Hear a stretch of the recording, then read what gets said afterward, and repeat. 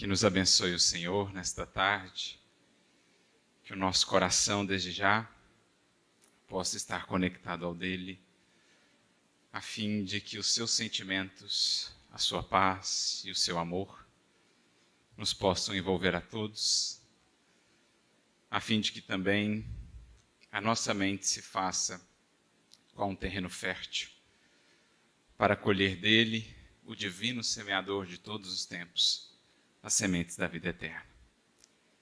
Eu gostaria de agradecer pelo convite que nos foi feito para mais uma vez estarmos aqui no Ceará, aqui em Fortaleza, sempre acolhidos com tanto carinho, podendo rever amigos tão queridos, fazer outros, nesta que é uma das bênçãos primordiais do cristianismo, a comunhão fraterna em torno do Cristo, em torno do seu evangelho de redenção. Que ele, portanto, abençoe as nossas reflexões nessa tarde. O apóstolo Paulo, juntamente com Silas, um de seus companheiros de viagens apostólicas, fazia a sua primeira incursão no Ocidente, propriamente, na Europa, estando ali na cidade de Filipos, onde pôde ter algumas experiências que muito lhe marcaram o coração, essa comunidade que ali foi fundada por ele, juntamente com corações femininos, que foram os primeiros a receber o Evangelho no Ocidente, pelas mãos e pela palavra de Paulo. Comunidade essa que depois seria destinatária de uma de suas cartas mais inspiradoras, a Epístola de Paulo aos Filipenses, conhecida também como Carta da Alegria, por ser este um dos temas principais nesta carta. Ali estava ele nessa viagem apostólica, acompanhado de Silas, buscando, como fazia em geral nas cidades em que chegava, fazer uma leitura do ambiente, do contexto, e tão breve quanto possível iniciar a divulgação da Boa Nova. E assim se faz, ele busca geralmente os locais públicos destinados a esse tipo de pregação, teatros, praças. Ele inicia a sementeira do Evangelho junto àqueles corações. No entanto, um fato insólito começa a chamar a atenção dele, de Silas, bem como dos circunstantes, que acompanhavam impressionados aquelas preleções. Ao final dos seus discursos, uma jovem que acompanhava aquelas preleções começava então a gritar,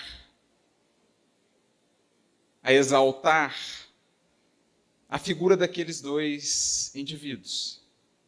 Dizia ela: "Louvados sejam os mensageiros de Deus." E assim, com outras palavras similares, exaltava, engrandecia aquelas figuras, a mensagem de que eram portadores, colocando-os quase que num patamar distinto das demais criaturas humanas, quase como que semideuses. Aliás, algo que, de certo modo, Paulo já havia vivido em outro momento, quando lá na Galácia, daquela feita, ele com Barnabé, na sua primeira viagem apostólica, de tal maneira ficaram impressionados os habitantes da região, depois da preleção paulina, bem como depois de uma cura por ele efetuada, que logo já os definiram e caracterizaram como sendo deuses. Barnabé seria Júpiter, Paulo seria Mercúrio. E já preparavam ali uma espécie de culto de adoração para aqueles deuses, enviados para aquela região inóspita. Já chamavam alguns sacerdotes, já traziam ali oferendas, e Paulo então rasga as suas vestes, a fim de destacar para eles e para a posteridade: somos humanos, humanos em serviço, mas humanos. A lidar ainda com o espinho na carne, com as nossas imperfeições, para que não se criasse uma imagem na posteridade ilusória quanto ao discipulado com o Mestre. Ele fez questão, nesse momento, na Galácia, de destacar isso, e justamente por esse motivo, quando em Filipos começam a ter essa experiência, mais uma vez ele se incomoda. E repetiam-se as pregações e aquela postura da jovem permanecia. Ao final do momento da fala, ela mais uma vez, com elogios pomposos, palavras impressionantes, os projetava, os incensava, e aquilo foi incomodando o apóstolo. Silas ainda não conseguia perceber, pelo contrário, até gostava, ajudava que ela, de certo modo, achava que ela, de certo modo, estava ajudando na atividade de divulgação. Paulo, no entanto, mais perspicaz, atento aos bastidores espirituais da vida, às tentações, às pedras de tropeço, busca sondar qual era a história daquela jovem, o porquê daquele comportamento. Então vem ele a descobrir que ela se tratava de uma pitonisa naquela cidade, que era utilizada pelos seus senhores, ela era uma serva, para que pudessem oferir recursos por meio de consultas espirituais. Os indivíduos, portanto, a buscavam, existia ali uma taxa, um valor, para que ela então trouxesse prognósticos do mundo espiritual, pudesse trazer alguma informação interessante, satisfazer alguma curiosidade. Saulo, à época já Paulo, informado, portanto, desses bastidores, passa a compreender melhor o que estava por detrás daquela postura. Percebe que não era ela quem falava, mas espíritos, um espírito em específico por meio dela. E na próxima pregação, enfindando a sua tarefa, mais uma vez a jovem inicia aqueles elogios e tudo mais. Paulo então se dirige a ela e, em palavras firmes, volta-se ao Espírito e diz: não mais fale isso. Em nome do Senhor, peço que te afastes dela e não mais repita essas posturas. Trazendo aqui em minhas palavras, mas ele afasta aquele espírito. E essa atitude firme do apóstolo haveria de acarretar a ambos muitos desafios, muitas dificuldades. Mas entendia ele ser o seu papel, na consciência que já trazia da tarefa, adotar aquela postura. Passado alguns dias, a pitonisa não mais recebe os espíritos. Ela que, a essa altura, já era como que sócia daqueles que se utilizavam de suas faculdades, também oferia recursos por meio daquilo, ela se vê, de repente, desprovida daquele intercâmbio. Isso, naturalmente, deixa muito irritados aqueles que usufruíam os recursos. De modo que, mais adiante, haveriam de estabelecer ali um movimento que visava perseguir aqueles que ousaram lhes privar daqueles recursos. E é assim que Paulo e Silas viriam, inclusive, a ser presos na cidade de Filipos. Mas antes da prisão, logo depois desse acontecido, Silas, quando sozinho ali com Paulo, o procura e o indaga. Paulo, eu não entendi muito bem por que você fez isso. Na verdade, ela não estava nos auxiliando? Ela não falava que a nossa mensagem é mesmo divina, que fôssemos ouvidos, porque éramos mensageiros de Deus? Ela não estava, na verdade, jogando no nosso time? E é então que Paulo traz reflexões muito propícias lá para Silas, aquele tempo, mas naturalmente para nós outros, no discipulado com Jesus ainda hoje. Paulo orienta, Paulo nos convida à reflexão, dizendo como avaliar realmente o teor de um trabalho quando ele ainda não foi concluído. Como aceitarmos títulos como estes, que nos eram aí designados, se nem mesmo o próprio mestre aceitou sequer o título de bom? Como deixarmos embalar por essa forma de incenso, se nos vemos, Silas, aqui em lutas tão intensas, tão profundas, contra os nossos espinhos na carne? Aquele espírito, portanto, não procedia daquela maneira a nosso favor. Pelo contrário, não intentava senão criar empecilhos, obstáculos, armadilhas onde talvez pudéssemos cair, deixando-nos acreditar ou levar por aquelas informações, julgando-nos de fato mensageiros especiais e sublimados de Deus. Isso poderia criar uma visão equivocada sobre o que é a tarefa com Jesus e quem são os convocados à sua sementeira. Não espíritos privilegiados, especiais, que já triunfaram sobre si, mas justamente aqueles que ainda precisam se conhecer. E na forja da luta contra as próprias imperfeições, amparados pelo Cristo, aqueles que precisam e que buscam se vencer. Por isso, a postura firme. E então Silas, entendendo melhor o alcance moral de tudo que estava ali acontecendo, as sutilezas que ele não conseguia captar, desdobra o assunto para um outro aspecto. Já que ela era uma pitonisa, já que ela era, portanto, um canal das forças espirituais, e você orientou para que aquele espírito não mais se manifestasse, devemos então fechar de vez essa porta? Essa comunicabilidade, essa interação com essas forças de outro mundo deverão ser evitadas?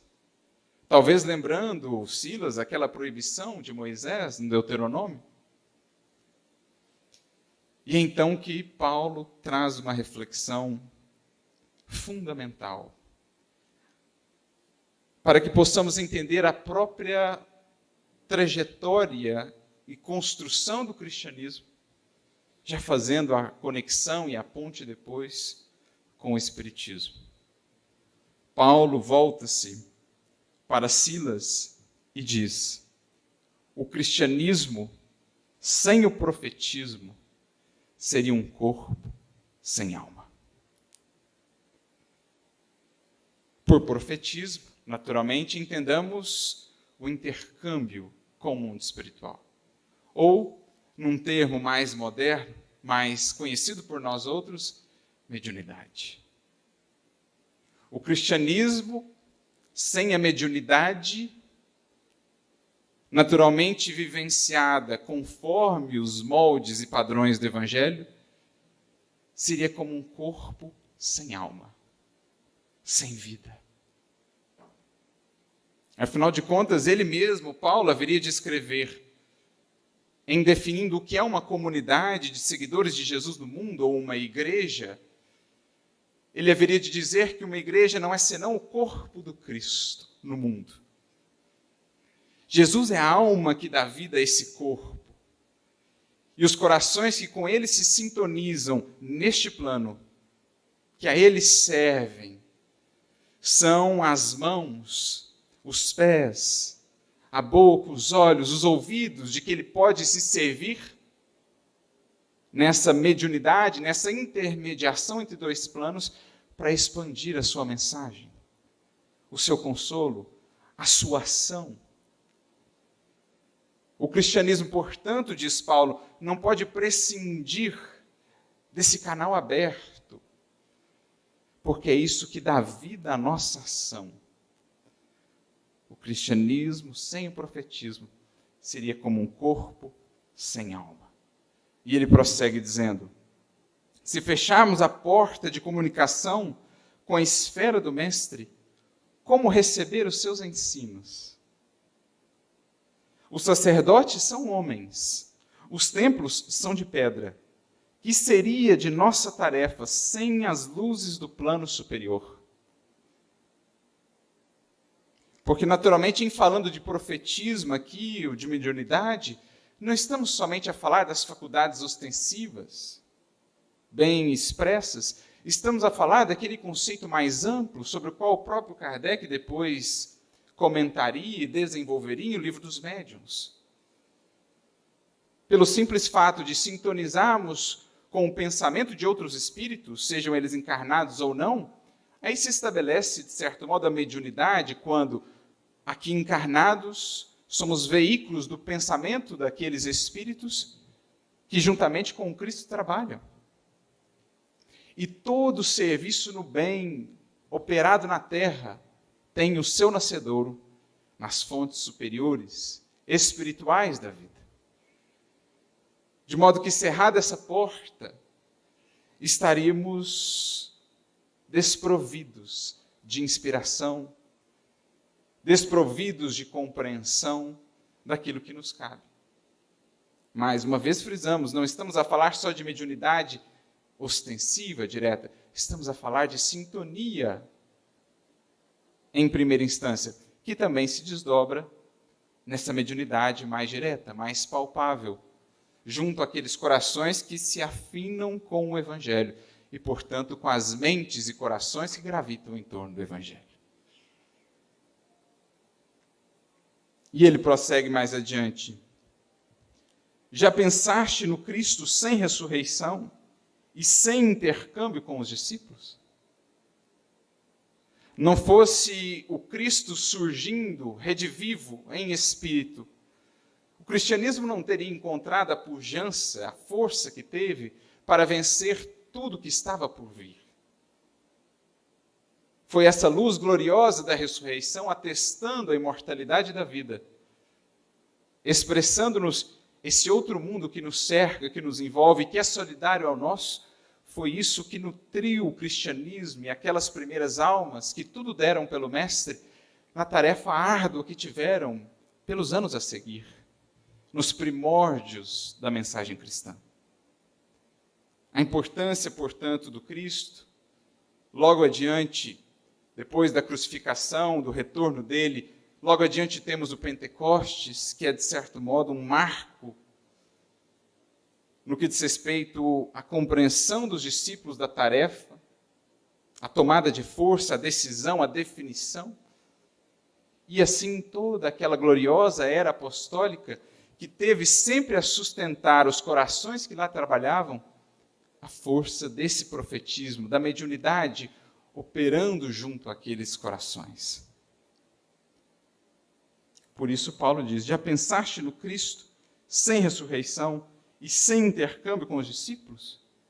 Ninguém poderá fechar as portas que nos comunicam com o céu.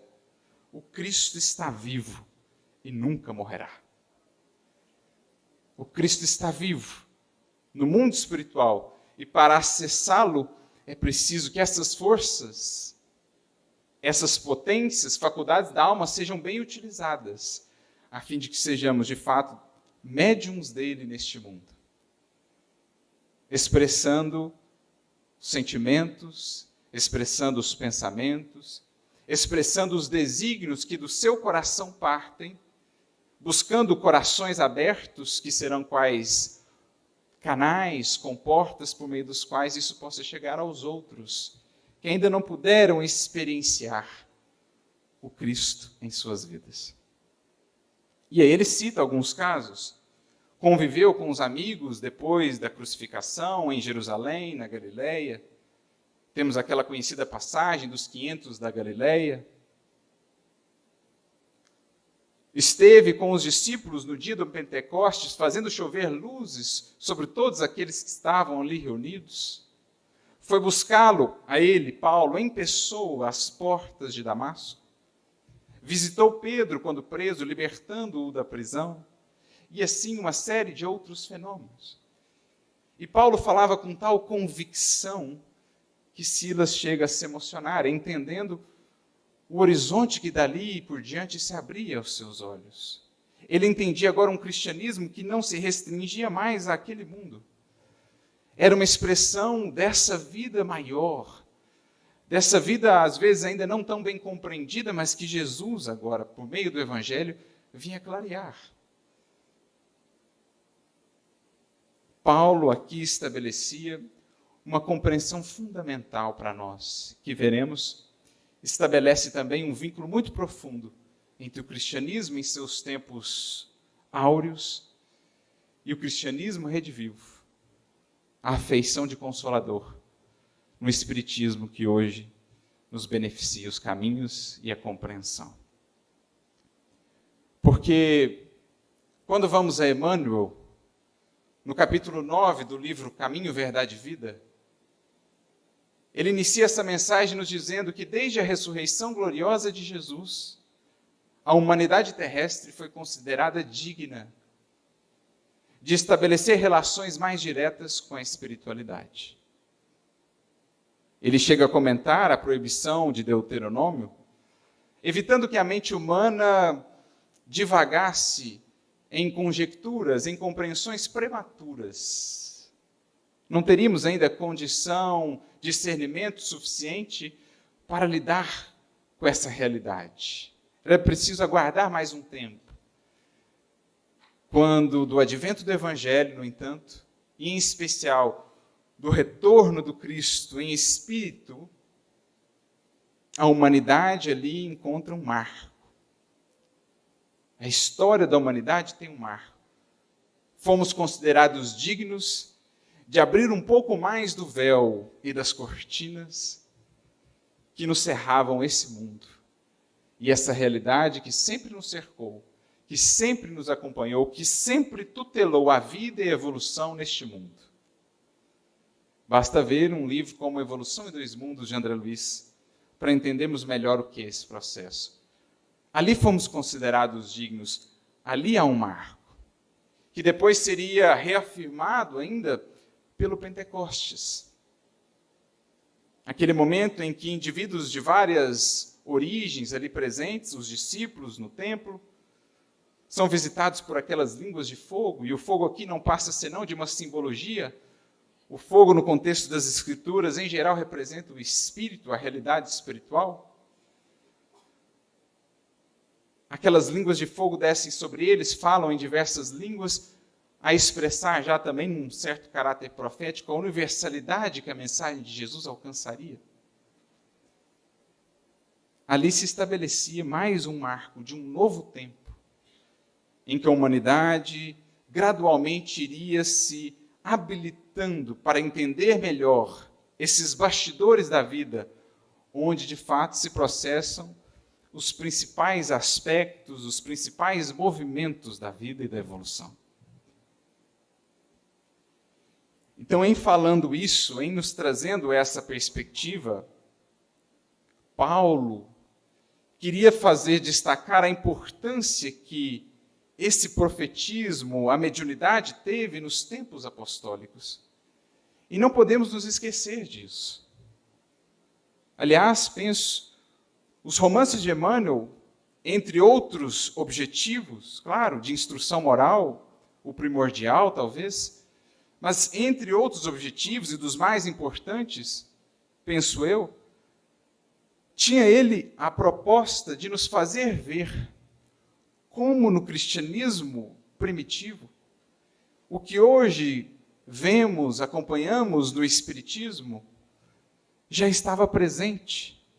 Esse intercâmbio tão vivo, tão marcante com o mundo espiritual.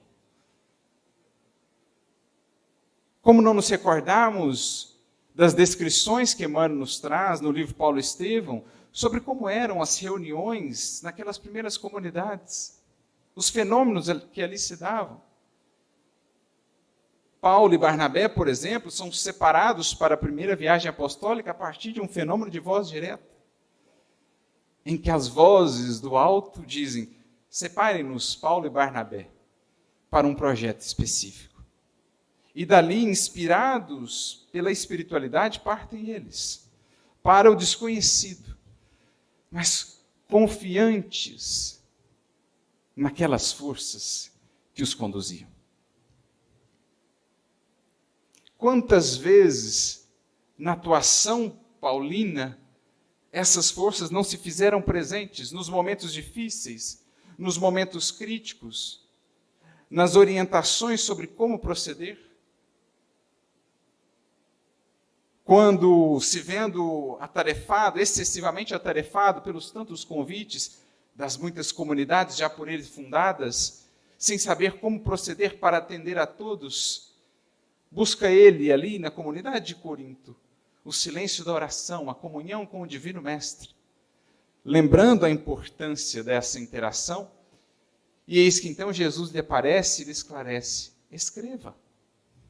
Porque o valor da tarefa não está na presença física do tarefeiro, mas na grandeza do seu verbo, da sua exemplificação que se irradia, até mesmo pelas palavras escritas, e é o que sentimos em suas epístolas, a força viva daquele coração e daquela fé. Então Jesus, a orientá-lo pelos canais da mediunidade ou do profetismo. Quando ele, em viagem ali pela Turquia, decide subir mais ao norte, a região da Bitínia, e ouve então uma voz que lhe diz: para lá agora não. Desça para Troade. Não é o momento ainda de subir para lá. E ali em Troade, ele tem um sonho.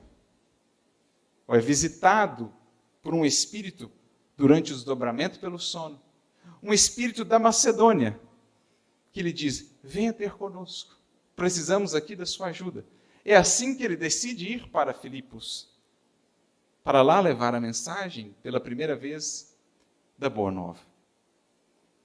E assim vão se sucedendo os momentos, as passagens, em que a gente vê a atuação fundamental da espiritualidade junto àqueles que, no plano físico, se propunham a levar adiante o trabalho. Como não nos lembrarmos daquele momento áspero, daquele momento doloroso para ele, quando, não compreendido pelo Pai, não acolhido pelo Pai em seus novos ideais e anseios, vê-se de repente perdido, sem saber o que fazer. Busca o Monte Tauro, que ficava ali nas adjacências de sua cidade natal, e ali então adormece. E tem aquele encontro que o marcaria dali para sempre, no mundo espiritual, com a sua noiva e com aquele que era agora a sua referência de vivência do Evangelho, Estevão. Mais tarde ele escreveria em uma de suas cartas: conheço um homem que foi um dia levado aos céus, que ouviu palavras inefáveis, a expressar o consolo que aquilo teve para o seu coração, aquelas palavras que, de certo, e com toda certeza, melhor dizendo, se gravaram de maneira indelével em sua consciência e em seu coração. Ama, Paulo, trabalha, espera e perdoa. Veremos nas suas epístolas, primeira carta aos Coríntios, por exemplo, capítulos 13, 12, 13 e 14, descrições que não são senão de reuniões mediúnicas, como as temos nos nossos moldes de hoje.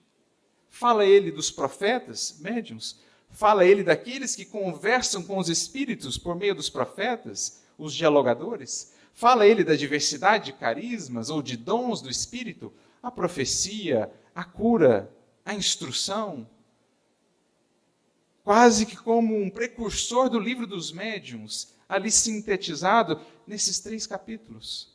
Sobretudo o 12 e o 14, e no meio deles traz ele talvez o texto mais belo já escrito por algum encarnado sob a inspiração da espiritualidade superior.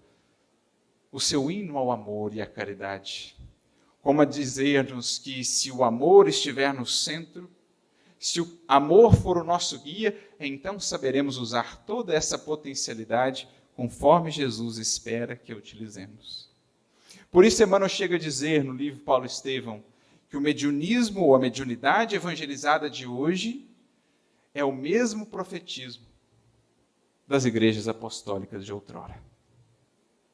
Fazendo essa conexão, estabelecendo aqui um dos principais vínculos com o Espiritismo hoje, enquanto cristianismo redivivo, com o cristianismo daqueles tempos. As cortinas abertas, uma interação profunda e viva dos encarnados com a luz que os guiava do mais alto. Como movidos pelo desinteresse, pela humildade, pelo sincero amor, eis que a espiritualidade superior encontrava ali inúmeros vasos, intermediários, para que pudessem expandir toda aquela mensagem que se espraiou por todo o entorno do Mediterrâneo. No entanto, passados aqueles anos iniciais gloriosos, em especial depois do Pentecostes, quando se firma a decisão dos discípulos, quando eles, vencendo a hesitação, vencendo o medo, passam, enfim, a levar adiante a tarefa que lhes havia sido delegada por Jesus, passados esses primeiros anos, ou os primeiros séculos, eis que aquele profetismo, aquela mediunidade tão viva, começa de repente a ser abafada. Emmanuel, no livro O Consolador, questão de número 264, vem nos dizer que não tardou muito para que o sacerdócio organizado, isto é, a institucionalização, a hierarquização que nós fomos estabelecendo, exterminasse ou eliminasse as mais belas expressões do profetismo daqueles tempos áureos. Inumando, isto é, enterrando o Evangelho, sob um conjunto de convenções religiosas e removendo daquelas revelações primitivas a sua feição de simplicidade e de amor. Então não tardou muito, alguns séculos, luminosos, gloriosos, mas à medida em que fomos engessando por demais a doutrina do Cristo, criando uma série de amarras intelectuais, de acomodações aos nossos interesses, de hierarquias, de disputas, aquilo que era a presença viva da espiritualidade foi sendo escanteada, foi sendo deixada de lado, foi sendo soterrada, porque afinal de contas não era tão interessante que aquelas portas estivessem abertas uma vez que nos fariam ver os nossos equívocos, que nos lembrariam dos compromissos efetivos. Era melhor cerrar aquela porta ou aquele canal para que pudéssemos melhor implementar aquilo que desejávamos no que diz respeito ao cristianismo. E é assim que a gente foi vendo gradualmente na história do desenvolvimento do cristianismo, aquilo que era tão presente no cristianismo primitivo, de repente desaparecendo, de repente sendo deixado de lado ou até mesmo demonizado, estabelecendo-se então a impossibilidade ou um muro, uma negação ou até mesmo a perseguição àqueles que intentassem manter esse intercâmbio vivo. Mas, ainda que com toda essa resistência, em todos os séculos, manteve-se esse intercâmbio aceso, desde que, encontrando um ou outro canal, a luz do alto se manifestou, porque desde o Pentecostes, esclarece-nos Emmanuel, estabeleceu-se para a humanidade a era da mediunidade, que tem sido o alicerce sagrado de todas as realizações do cristianismo através dos séculos. A era da mediunidade. Se pegarmos a vida dos grandes nomes, dos heróis e heroínas da fé, em geral, quase todas elas, veremos por detrás a mediunidade fazendo-se presente. O amparo mais direto da espiritualidade a conduzirem esses missionários e missionárias nessa abertura de horizontes para a humanidade. Porque não é por acaso que Simão Pedro, no dia de Pentecostes, lembra a profecia de Joel, registrada no capítulo 2, versículos 28 e 29, e depois registrada também no livro de Atos dos Apóstolos. Pedro lembra aquela predição de que haveriam tempos em que o Espírito de Deus seria derramado sobre toda a carne. Vossos filhos e filhas profetizarão, vossos jovens terão visões, vossos velhos terão sonhos. Sobre as minhas servas e servos derramarei o meu Espírito. No Pentecostes estabelecia-se o primeiro cumprimento dessa profecia. Talvez de caráter ainda não tão universal quanto mais tarde, mas essa era estava estabelecida. E por mais que tenhamos feito tantos esforços para cerrar essa porta ao longo dos séculos, todos os movimentos de renovação, todos os grandes tarefeiros na história do cristianismo estiveram a ela vinculados. Basta olhar a vida dos santos, quantos exemplos de mediunidade ali não veremos? Da clarividência, a clareaudiência, dos fenômenos de cura, desdobramento e outros tantos. Os sonhos e tudo mais. Ali temos visto essa força, embora os muros que nós fomos construindo. É por isso que Emmanuel chega a dizer, no livro Coletânea do Além, capítulo 22, que o sacerdócio costuma ser, muitas vezes, o cadáver do profetismo. Que o culto externo excessivo nem sempre favorece a luz da revelação. E que a teologia, muitas das vezes, é um museu do Evangelho. Porque a gente foi construindo amarras, a gente foi engessando, a gente foi perdendo o foco daquela essência de simplicidade e amor em que então esse intercâmbio se fazia tão vivo. Mas, assim como Joel havia previsto aquele primeiro Pentecostes, também estava embutida em sua profecia uma nova etapa, um novo momento, um novo Pentecostes. Se nós, criaturas humanas, e aqui não falamos como quem fala de fora, olhando para a história do cristianismo, falamos como quem tem consciência de que participou desses processos, muitos de nós, de desvio, de fechamento dessas cortinas. Se nós criamos tantos empecilhos para esse intercâmbio, a luz do alto, compadecida e sempre misericordiosa, aguardava um momento propício para que então um novo descortinar de horizontes pudesse se dar para a humanidade terrestre. E assim que nós vemos na figura do Espiritismo, do Consolador, esse novo Pentecostes, agora de caráter ainda mais universal e mais amplo, expressando o cumprimento daquela profecia de Joel, parcialmente cumprida com o advento do cristianismo, com aquele primeiro Pentecostes, mas que agora no Espiritismo haveria de expandir-se, preparando um novo tempo para a humanidade terrestre. Por isso, ao definir mediunidade, Emmanuel, mais uma vez no livro Consolador, capítulo 382, nos diz que a mediunidade é essa luz que seria derramada sobre toda a carne, prevista pelo Divino Mestre aos tempos do Consolador, atualmente em curso na Terra.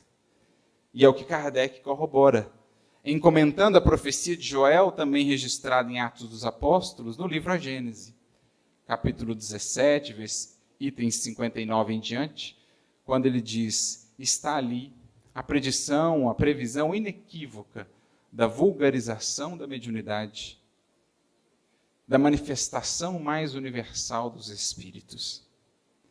Aquela força poderosa que sustentou, que nutriu o cristianismo em sua origem, dando-lhe todo esse aporte de recursos e de inspiração para que vencessem circos, feras, poderosos, para que levassem a mensagem de Jesus com aqueles poderes e fenômenos que impressionavam, curas, vidência, audiência, compreensão ampliada das coisas e dos acontecimentos, aquela mesma força retornava agora, ampliada, expandida, a fim de despertar a humanidade para a sua destinação.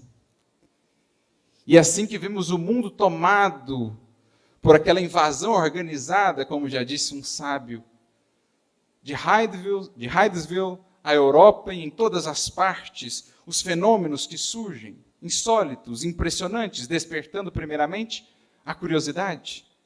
Os médiuns que vão surgindo em todas as classes de ambos os sexos, como está previsto em Joel. Jovens, velhos, filhos, pais, homens, mulheres, em todas as classes, da choupana ao palácio, de um extremo ao outro do mundo. As mensagens começam a chegar. Curas, os fenômenos, em especial o consolo, principalmente a instrução. Da Europa chega essa força, esse movimento às terras do Cruzeiro. E aqui haveria de encontrar um impulso significativo na sua expansão. Quando lembramos-nos do Espiritismo em seus tempos iniciais nestas terras, em cada rincão deste país, onde pioneiros e pioneiras, com muita coragem, secundados por essas forças espirituais com as quais comungavam, foram levando adiante essa mensagem. Obsidiados que eram acolhidos, amparados e libertados, espíritos que eram esclarecidos, fenômenos explicados, apóstolos, heróis e heroínas da fé que espalham-se por este país, nas grandes cidades, nas zonas rurais, levando aquela mensagem, transmitindo aquela força poderosa que fazia os outros corações se recordarem daqueles tempos gloriosos de outrora. Um novo Pentecostes, agora mundial, chegava ao mundo. As vozes dos imortais retumbavam em todas as partes.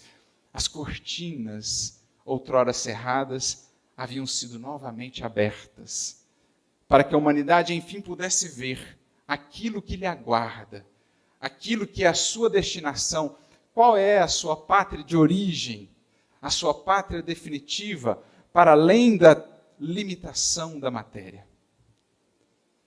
Eis o Espiritismo, conectando-nos, projetando-nos de volta àqueles tempos, até para que pudéssemos entender o que lá se deu, de onde vinha tal força, tamanha inspiração, para que agora estejamos conscientes do que nos cabe.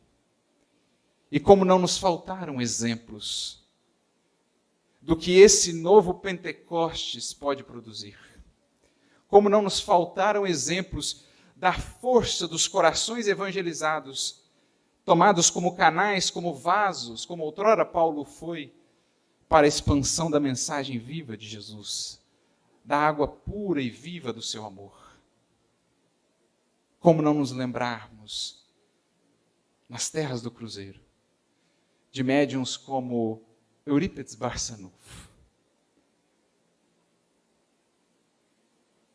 servindo-se de todas aquelas potencialidades para expandir junto às almas o consolo, a clareza libertadora do Consolador, do Evangelho redivivo junto aos corações. Como não nos lembrarmos de um Chico Xavier,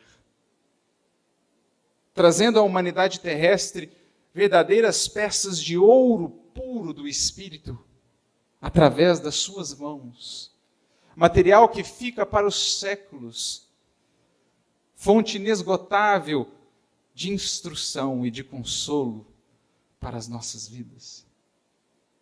Divaldo, Ivone e outros tantos, muitos deles não presentes nos livros, nos anais da história, mas reconhecidos onde atuaram como verdadeiros intermediários de Jesus no mundo, porque entenderam essa força que com o Espiritismo ressurge na vida e no mundo para levar adiante a mensagem de Jesus. Entenderam que a mediunidade evangelizada dos tempos atuais não é senão o profetismo sublimado dos tempos apostólicos, como nos disse Emmanuel. É isso que estamos a viver. O recumprimento, se assim podemos dizer, do que Joel havia previsto, que no cristianismo tem o seu marco inicial, mas que no Espiritismo ressurge ainda mais potente, ainda mais triunfante a expressar para todos nós, de fato, novos tempos, a dizer-nos que são chegados os tempos em que enfim despertemos para a nossa cidadania espiritual e para a nossa destinação, que não repousa de modo algum em um túmulo, em um canto ermo deste mundo, mas antes nas estrelas e no infinito da criação. Por isso, recorremos ao nosso querido Emmanuel, que nos dirá, no livro Caminho, Verdade e Vida, capítulo 10, que desde o dia de Pentecostes, aquele primeiro, as claridades do alto jorraram sobre o mundo. Até aí, os discípulos hesitavam ainda, oscilavam. No entanto, a partir daí, quebram as influências do meio, levantam o ânimo dos aflitos, curam enfermos, espraiam a mensagem, enfrentam os poderes do mundo, que os queriam, num primeiro momento, esmagar. Vencem todos os obstáculos que lhes são interpostos e triunfam, fazendo com que a mensagem pudesse chegar até nós. Havia se estabelecido, daí por diante, em caráter definitivo, embora todos os obstáculos de todos os tempos, essa era da mediunidade.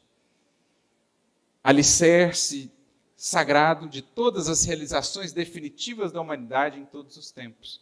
Não só no âmbito da religião, quantas de nossas descobertas, se não todas elas, tiveram aí também o seu nascedouro, em mentes que sintonizaram-se com essas ideias vindas a seu tempo. E ele então conclui: contra o seu influxo, contra essa força, dessa luz gloriosa da mediunidade, trabalham ainda os prejuízos morais que assolam a humanidade. O interesse, o egoísmo. Não foram poucos os que, ao longo dos séculos, se perderam no uso dessas faculdades? E mesmo mais recentemente, desde o advento do Espiritismo, não foram poucos os espíritos que se perderam no uso dessa tocha, dessa luz que nos é ofertada. No entanto, também, em todos os tempos, houveram os que bem souberam utilizá-la, clareando os seus caminhos como os da humanidade. E por isso ele conclui: é sobre a mediunidade, gloriosa luz dos céus, oferecida às criaturas no Pentecostes, e se edificaram as construções espirituais de todas as comunidades sinceras da doutrina do Cristo. E ainda ela, a mediunidade, que dilatada dos apóstolos, agora a humanidade inteira, a todos os homens, ressurge no espiritismo cristão como a alma imortal do cristianismo redivivo. Como a alma imortal do cristianismo redivivo. Sem sombra de dúvidas, aqui ele nos expressa ser de fato um pupilo de Paulo, porque foi a mesma visão que Paulo outrora disse a Silas, registrada por ele, Emmanuel, no seu livro Paulo Estevão. O cristianismo sem o profetismo seria como um corpo sem alma. Ao longo dos séculos, intentamos tirar a alma desse corpo e nos perdemos.